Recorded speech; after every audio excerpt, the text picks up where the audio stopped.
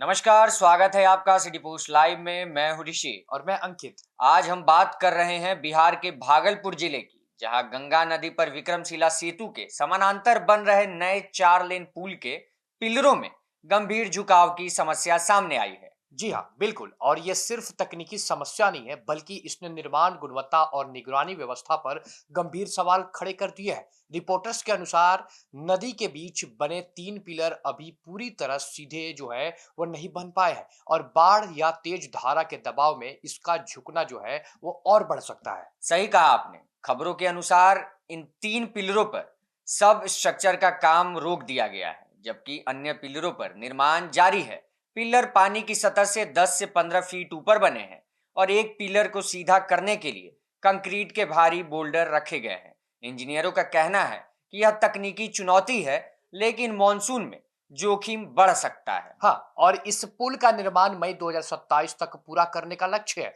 लेकिन इस समस्या की वजह से देरी की संभावना बढ़ गई है। यह नया पुल विक्रमशिला सेतु के बोझ को कम करने के लिए बनाया जा रहा है, क्योंकि पुराने पुल की सुरक्षा भी अब सवालों के घेरे में है। हाल ही में पुराने पुल की कुछ जो प्रोटेक्शन वॉल थी, उस पर भी क्षतिग्रस्त हो गई है। दरअसल बिहार में पिछले कुछ वर्षों में कई पुलों के गिरने या क्षतिग्रस्त होने की घटनाएं सामने आती रही हैं।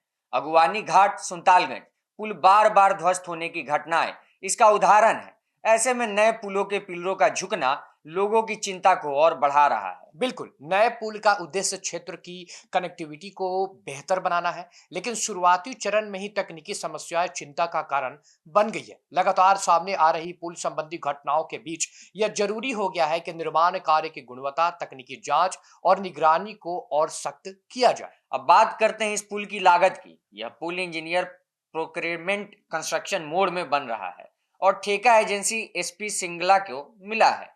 ठेका राशि आप जान जाएंगे तो 958.38 करोड़ थी, जो अब 994.31 करोड़ तक बढ़ गई है। यानी टेंडर राशि में 35.93 करोड़ का इजाफा हुआ, जबकि पहले फरवरी 2021 में लॉर्सन एंड टूर्बो के नाम से टेंडर फाइनल हुआ था। लेकिन आईडब्ल्यूएआई ने कहा कि पुल के स्पेन का जो फासला है वो 100 मीटर नहीं है, और निर्माण रोक दिया गया। और इसके बाद एजेंसी ने अतिरिक्त 400 करोड़ रुपए की मांग की।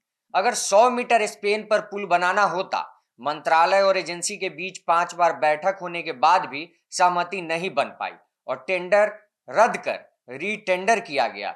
इस बीच पुल के पिलर झुकने लगे हैं, और यह सवाल उठ रहा है कि क्या बिहार में पुल निर्माण में गुणवत्ता और निगरानी के साथ समझौता किया जा रहा है?